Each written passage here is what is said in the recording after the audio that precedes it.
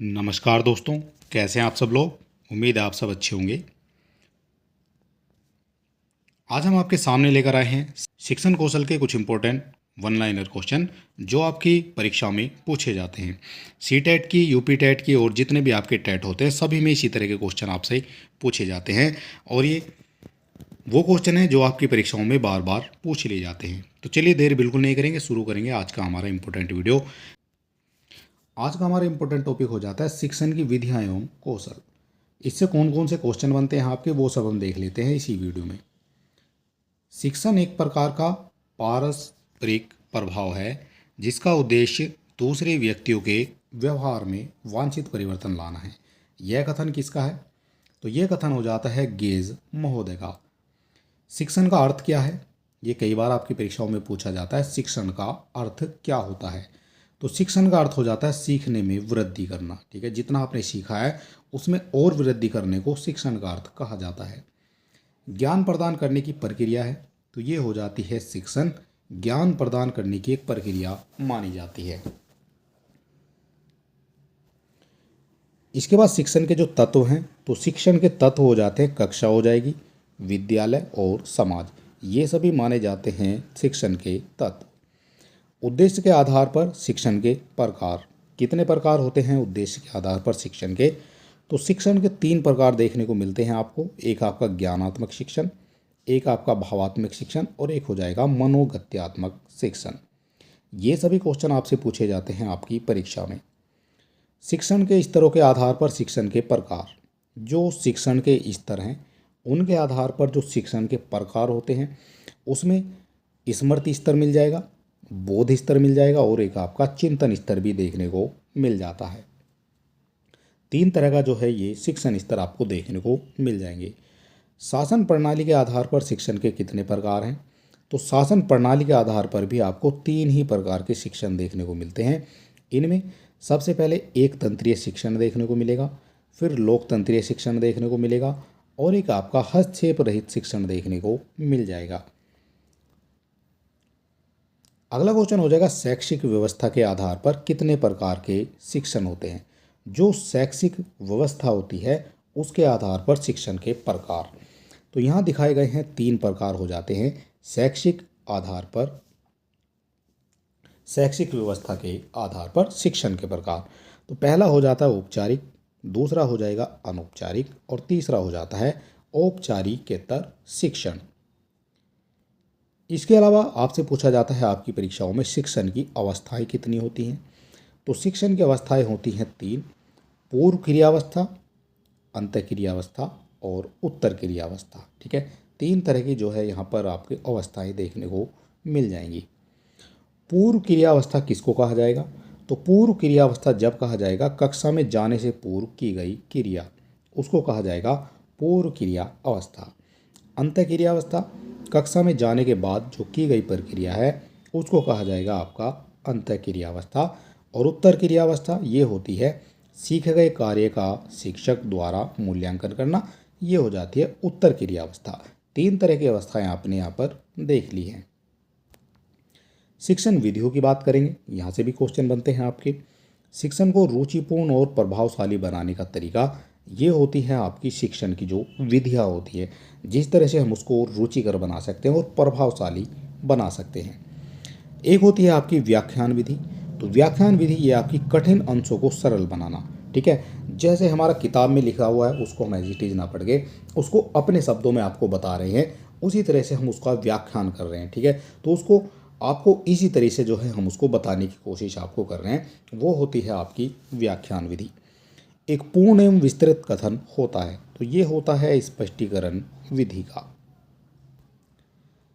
सामाजिक विज्ञान के लिए आवश्यक विधि क्या है? सामाजिक विज्ञान के होती है विवरण विधि। ठीक है, ये इंपॉर्टेंट हो जाती है सामाजिक विज्ञान के लिए। पूर्ण शाब्दिक चित्र प्रस्तुत करके समझाया जाता है। पूर्ण शाब्दिक चित्र प्रस्तुत करके समझाया जाता है, उसको कहा जाएगा वर्णन विधि। ठीक है, वर्णन करके हम उसको समझा रहे हैं। आगे दिखाया गया है आपका शिक्षण की जो प्रमुख विधियां हैं। तो शिक्षण की जो प्रमुख विधियां हैं वो 16 विधियां दिखाई गई हैं आपकी शिक्षण की। कौन कौन सी 16 विधियां हैं देख लेते हैं। सबसे पहले आपकी आ जाएगी व्याख्यान विधि, स्पष्टीकरण विधि, विवरण विधि यानी विवरण के माध्यम से बताना है, वर्णन करके हमें बताना है वर्णन विधि, कहानी के द्वारा हमें बताना है तो कहानी कथन विधि, निरीक्षित अध्ययन विधि, निरीक्षण करके बताएंगे तो निरीक्षक अध्ययन विधि हो जाएगी, उदाहरण देकर बताएंगे तो उदाहरण की विधि हो जाएगी, प्रति उत्तर उत्तर प्रति उत्तर करेंगे तो उत्तर प्रति उत्तर विधि हो जाएगी, आगमन विधि, निगमन विधि, विश्लेषण विधि, संश्लेषण विधि, प्रश्न उत्तर विधि, प्रोजेक्ट विधि, डाल्टन विधि और एक हो जाती है आपकी किंडरगार्टन विधि। ठीक है, ये हो जाएंगे 16 आपकी विधियां हो जाती हैं। कहानी कथन विधि द्वारा, तो कहानी कथन विधि द्वारा तो ये होता है सूक्ष्म तथा जटिल अंशों को सरल बनाया जाता है कहानी के द्वारा। एक कहानी के माध्यम से कोई चीज़ आपको समझा दी जाती है तो सूक्ष्म तथा जटिल अंशों को सरल वहाँ पर बना दिया जाता है और आपकी समझ में भी वो बेहतर तरीके से आ जाता है। व्यक्तिगत भिन्नता क्रियाशीलता के सिद्धांत पर आधारित विधि है।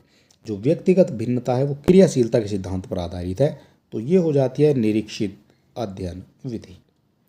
उदाहरण प्रविधि का प्रयोग किया जाता है, तो ये किया जाता है छात्रों की विचार शक्ति तथा कल्पना शक्ति के विकास एवं वृद्धि के लिए किया जाता है उदाहरण प्रविधि का प्रयोग।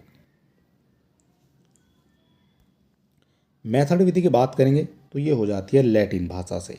ठीक है, ऑप्शन नंबर मेथड विधि हो जाती है लैटिन भाषा से। प्रदर्शन विधि की विशेषता तो ये हो जाएगी शिक्षक एवं छात्र दोनों सक्रिय होते हैं। ठीक है, शिक्षक भी सक्रिय होता है और छात्र भी सक्रिय होते हैं। प्रदर्शन विधि में वो प्रदर्शन करके आपको वहाँ पर बताया जाता है। तो प्रदर्शन विधि उपयोगी है, तो छोटी कक्षाओं के लिए जो है प्रदर्शन उपयोगी हो जाता है। शिक्षण कौशल छात्रों के सीखने के लिए एक सुगमता प्रदान करने के विचार से संपन्न की गई संबंधित शिक्षण क्रियाओं का व्यवहारों का समूह, ये हो जाता है आपका डॉक्टर वीसी पासी के द्वारा। ठीक है, ये कथन आपका हो जाएगा डॉक्टर वीसी पासी का हो जाता है, डॉक्टर वी के पासी का ये कथन हो जाएगा। कक्षा कक्ष में अपने शिक्षण को प्रभावशाली बनाने को क्या कहते हैं? जब कक्षा कक्ष में अपने शिक्षण को प्रभावशाली बनाना है तो उसको कहा जाएगा शिक्षण कौशल, और शिक्षण कौशल ही जो है आज हम पढ़ रहे हैं। इसके बाद आ जाएगा शिक्षण कौशल की विशेषताएं क्या क्या हैं, तो ये हो जाता है प्रक्रिया एवं व्यवहार संबंधित विशेषताएं हो जाती हैं शिक्षण कौशल की। विशिष्ट लक्ष्यों की प्राप्ति में सहायक है, तो वो हो जाता है शिक्षण कौशल विशिष्ट लक्ष्यों की प्राप्ति में सहायक हो जाएगा। शिक्षण कौशल प्रभावशाली बनाते हैं, तो ये बनाते हैं शिक्षण प्रक्रिया को। शिक्षण कौशल से सक्रिय बनाया जाता है, शिक्षण कौशल से सक्रिय बनाया जाता है, तो ये बनाया जाता है समस्त अंतः क्रिया को। सूक्ष्म शिक्षण आधारित है, तो ये हो जाता है शिक्षण कौशल पर। ठीक है, सर्वप्रथम शिक्षण कौशल सूची तैयार की गई थी, तो ये तैयार की गई थी स्टैनफोर्ड विश्वविद्यालय तथा कैलिफोर्निया विश्वविद्यालय के द्वारा। ठीक है, सबसे पहले शिक्षण कौशल सूची तैयार की गई थी। सूक्ष्म शिक्षण के अंतर्गत शिक्षण कौशल निर्मित है, तो ये हो जाता है प्रोफेसर वीसी पासी के द्वारा 13 सूची जो है उन्होंने दी हुई है। सूक्ष्म शिक्षण का जो प्रथम स्तर है वो हो जाता है उद्देश्य को लिखना, ये हो जाता है सूक्ष्म शिक्षण का प्रथम स्तर। सूक्ष्म शिक्षण का जो द्वितीय स्तर है ये हो जाता है पाठ की प्रस्तावना। एनसीईआरटी द्वारा विधि महत्वपूर्ण शिक्षण कौशल है, तो ये 5 जो हैं आपके कौशल दिखाए गए हैं एनसीईआरटी के द्वारा। इसमें आपके खोजक प्रश्न हो जाते हैं, स्पष्टीकरण का कौशल हो जाता है, उद्दीपन परिवर्तन कौशल हो जाएगा और पुनर्बलन कौशल भी हो जाएगा, और एक हो जाता है आपका दृष्टांत कौशल। 5 तरह के जो है कौशल दिखाए गए हैं एनसीईआरटी के द्वारा। शिक्षक छात्रों में रुचि एवं जिज्ञासा उत्पन्न करके पूर्व ज्ञान को नवीन ज्ञान से जोड़ता है, तो ये हो जाता है आपका खोजक प्रश्न कौशल द्वारा जोड़ता है। खोजक प्रश्न कौशल के घटक हैं, तो ये हो जाते हैं आपके संकेत देना, विस्तृत सूचना प्रदान करना और पुनः केंद्रीकरण करना, पुनः संप्रेषण करना और आलोचनात्मक जागरूकता। विषय वस्तु पर आधारित क्रमबद्ध तथा सार्थक कथन शिक्षक द्वारा दिए जाते हैं, तो ये दिए जाते हैं स्पष्टीकरण कौशल के द्वारा। ध्यान को पाठ में लगाए रखने के लिए शिक्षक अपने व्यवहारों को जानबूझकर जो परिवर्तन लाता है उसको उद्दीपन परिवर्तन कौशल कहा जाएगा। ठीक है, ये हो जाएगा आपका उद्दीपन परिवर्तन कौशल। उद्दीपन परिवर्तन कौशल में शिक्षक को अपने हाव भाव में परिवर्तन करना चाहिए। ये सारी चीज़ें हैं जो आपसे पूछी जाती हैं आपकी परीक्षाओं में। अनुक्रिया की बारंबारता बढ़ जाती है तो ये बढ़ती है पुनर्बलन कौशल के द्वारा। पुनर्बलन के प्रकार कितने हैं? तो पुनर्बलन के दो प्रकार हो जाते हैं, एक धनात्मक हो जाता है, एक आपका ऋणात्मक हो जाता है। जो धनात्मक पुनर्बलन कौशल है ये होता है जो प्रशंसात्मक कथनों द्वारा हमें जो है प्रशंसा करनी चाहिए स्टूडेंट की, तो वो हो जाता है प्रशंसात्मक कथनों द्वारा पुनर्बलन हो जाता है। शिक्षक नवीन जटिल व मूर्त अमूर्त ज्ञान को सरलता से छात्रों तक पहुंचाता है, तो ये होता है दृष्टांत कौशल द्वारा। जो दृष्टांत कौशल में प्रयोग होता है तो ये होता है चित्र और उदाहरणों का, इनका प्रयोग करके सरलता से छात्रों तक पहुंचाया जाता है ज्ञान को। दृष्टांत कौशल के कितने प्रकार हैं? तो ये हो जाते हैं दो प्रकार, एक शाब्दिक हो जाएगा, एक आपका अशाब्दिक हो जाता है। कहानी कथन ये शाब्दिक उदाहरण हो जाता है कहानी कथन के द्वारा, शब्दों से जो है एक उदाहरण दिया जाता है तो कहानी जो है वहाँ पर बन जाती है। शाब्दिक उदाहरण है तो ये हो जाएगा घटना का वर्णन चुटकुले कविता और लेख के द्वारा हो जाता है आपका शाब्दिक उदाहरण।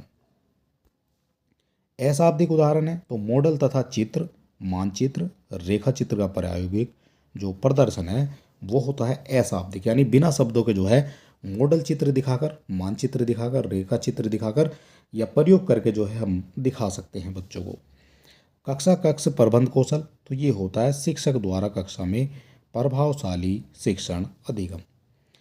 अधिगम को रुचिकर बनाया जाता है, जो रुचिपूर्ण बनाया जाता है अधिगम को, तो वो बनाया जाता है कक्ष प्रबंध कौशल के द्वारा। शिक्षण कौशल का मूल्यांकन किया जाता है तो ये किया जाता है अनुसूची एवं रेटिंग स्केल से। आगमन विधि के जनक हैं तो आगमन विधि के जनक हो जाते हैं अरस्तु। उदाहरण से नियम तक ये होती है आपकी आगमन विधि, पहले उदाहरण दिया जाएगा फिर नियम दिया जाएगा। आगमन विधि उपयोगी है तो ये हो जाती है प्राथमिक शिक्षा के लिए। शिक्षण सूत्र है तो 11 शिक्षण सूत्र आपको देखने को मिलेंगे, कौन कौन से हैं देख लेते हैं। ज्ञात से अज्ञात की ओर, जिसका हमें पता है और फिर चलेंगे हम जिसको हमें नहीं पता है उसको बताते चलेंगे। सरलता से जटिल की ओर, अनिश्चित से निश्चित की ओर चलेंगे। अनुभूत से युक्ति युक्त की ओर चलेंगे। मूर्त से अमूर्त की ओर, विश्लेषण से संश्लेषण की ओर, प्रत्यक्ष से अप्रत्यक्ष की ओर। इसके बाद विशिष्ट से सामान्य की ओर, मनोवैज्ञानिक से तार्किक क्रम की ओर, आगमन से निगमन की ओर और पूर्ण से अंश की ओर। ये सभी जो है 11 जो हैं आपके यहाँ पर शिक्षण सूत्र माने गए हैं। छात्रों के पूर्व ज्ञान के आधार पर नवीन ज्ञान देना, ये होता है ज्ञात से अज्ञात की ओर। पूर्व ज्ञान के आधार पर जो है नया ज्ञान देना है, तो पहले जो पूर्व ज्ञान है वो ज्ञात है और जो नया ज्ञान देना है वो अज्ञात है। सरल प्रत्यय के क्रम अनुसार जटिल प्रत्यय बताना, तो सरल से जटिल की ओर हम चले जाएंगे। शिक्षक छात्रों की अनिश्चित धारणाओं को निश्चितात्मकता प्रदान करता है, तो ये करता है अनिश्चित से निश्चित की ओर। ठोस अनुभूत सत्यों की अनुभूति के बाद ही युक्ति युक्त चिंतन आता है, तो ये आता है अनुभूत से युक्ति की ओर। किसी तथ्य या समस्या को बांटना, तो ये कहा जाता है विश्लेषण। सूचनाओं को जोड़कर समग्र रूप से समझना, ये आ जाता है आपका संश्लेषण। ज्ञान को स्थायित्व प्रदान करना, तो ये संश्लेषण ही कहा जाता है। वर्तमान ज्ञान के बाद भूत तथा भविष्य का ज्ञान देना, ये कहा जाता है प्रत्यक्ष से अप्रत्यक्ष की ओर।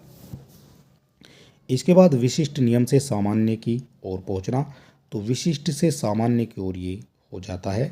ठीक है, विशिष्ट से सामान्य के नियम की ओर पहुंचना। मनोवैज्ञानिक ढंग से शिक्षण के पश्चात मानसिक विकास के अनुकूल ज्ञान को तर्क सम्मत बनाना, तो ये कहा जाएगा मनोवैज्ञानिक ज्ञान से तार्किक ज्ञान की ओर। आगमन विधि हो जाएगी तो इसे उदाहरण से नियम की ओर चलेंगे आगमन विधि में। नियम से उदाहरण की ओर, तो ये हो जाती है निगमन विधि। और ये जो टॉपिक चल रहा है कौशल, शिक्षण कौशल, इससे काफ़ी क्वेश्चन आपकी परीक्षाओं में बनते हैं इसी तरह के। नए ज्ञान की खोज में सहायक है, तो ये हो जाती है आगमन विधि। शिक्षक को शिक्षण प्रदान करना, तो ये आगमन से निगमन की ओर चले जाएंगे। खोज के फलस्वरूप प्राप्त करना, तो ये निगमन विधि हो जाती है। निगमन विधि से शिक्षण होना चाहिए, तो ये होता है आगमन के पश्चात। निगमन विधि के जनक हैं, तो निगमन विधि के जनक अरस्तु माने जाते हैं। प्रमाण से प्रत्यक्ष की ओर, ये होता है निगमन विधि। निगमन विधि है सामान्य से विशिष्ट की ओर। योजना पद्धति है, तो ये हो जाती है किलपैट्रिक की हो जाती है योजना विधि। किलपैट्रिक है तो एक परियोजनवादी हो जाएंगे किलपैट्रिक। प्रयोग में विश्वास करता है, तो ये करता है परियोजनवाद। ये करता है प्रयोग में विश्वास। परियोजनवाद के जनक हैं, तो डीवी हो जाते हैं परियोजनवाद के जनक। हेलन पार्कहर्स्ट ये हो जाते हैं डाल्टन विधि के जनक। किंडरगार्टन विधि के जनक हैं, तो ये हो जाते हैं फ्रोबेल। निगमन विधि उपयोगी है, तो उच्च कक्षाओं के लिए नियमन विधि उपयोगी हो जाएगी। किंडरगार्टन का शाब्दिक अर्थ, तो ये हो जाता है बच्चों का बगीचा। मारिया मोंटेसरी जनक हैं, तो ये हो जाती है मोंटेसरी विधि की जनक हो जाएंगी मारिया मोंटेसरी। आर्मस्ट्रॉन्ग जनक हैं, तो ये हो जाते हैं ह्यूरिस्टिक विधि के। ठीक है, सारे जो क्वेश्चन हैं वो आपकी परीक्षा के लिए इम्पोर्टेंट है। इसी तरह के क्वेश्चन आपसे पूछे जाते हैं। यहाँ देख लेते हैं, जो ह्यूरिस्टिक शब्द का अर्थ है वो होता है खोज करना। ह्यूरिस्ट शब्द है, तो ये ग्रीक भाषा का शब्द है। महात्मा गांधी जनक हैं, तो ये हो जाते हैं बेसिक शिक्षा प्रणाली के। ये कई बार आपकी परीक्षा में क्वेश्चन पूछा गया है। वर्धा योजना हर बार परीक्षा में पूछी जाती है। वर्धा योजना के प्रतिपादक हैं, तो महात्मा गांधी हो जाते हैं। वर्धा योजना लागू हुई थी, ये हुई थी 1937 में। इसको बिल्कुल आपको जो है रट कर जाना है, क्योंकि यहाँ से आपके क्वेश्चन बनते हैं। सुकरात जनक हैं, तो ये हो जाते हैं प्रश्न उत्तर विधि के जनक। संवाद विधि के जनक हैं, तो ये हो जाते हैं प्लेटो संवाद विधि के जनक। कविता इस विधि द्वारा याद कराई जाती है, तो ये कराई जाती है पूर्ण से अंश की ओर। शिक्षण होना चाहिए, तो ये होना चाहिए बाल केंद्रित। बाल केंद्रित शिक्षण का संप्रति की देन है, तो ये देन हो जाती है मनोविज्ञान की। और चलिए दोस्तों, आज का जो हमारा टॉपिक है वो समाप्त होता है। कल हम आपको कराने वाले हैं शिक्षण अधिगम के सिद्धांत। तो कल हम आपको शिक्षण अधिगम के सिद्धांत कराएंगे। आज का वीडियो आपको कैसा लगा आप हमें बता सकते हैं कमेंट बॉक्स में। और वीडियो अगर आपको अच्छा लगता है तो आप हमारे चैनल को सब्सक्राइब अवश्य करें, क्योंकि हमारे चैनल पर टीचर की तैयारी कराई जाए। तो चलिए दोस्तों, मिलते हैं नेक्स्ट वीडियो में। तब तक के लिए नमस्कार।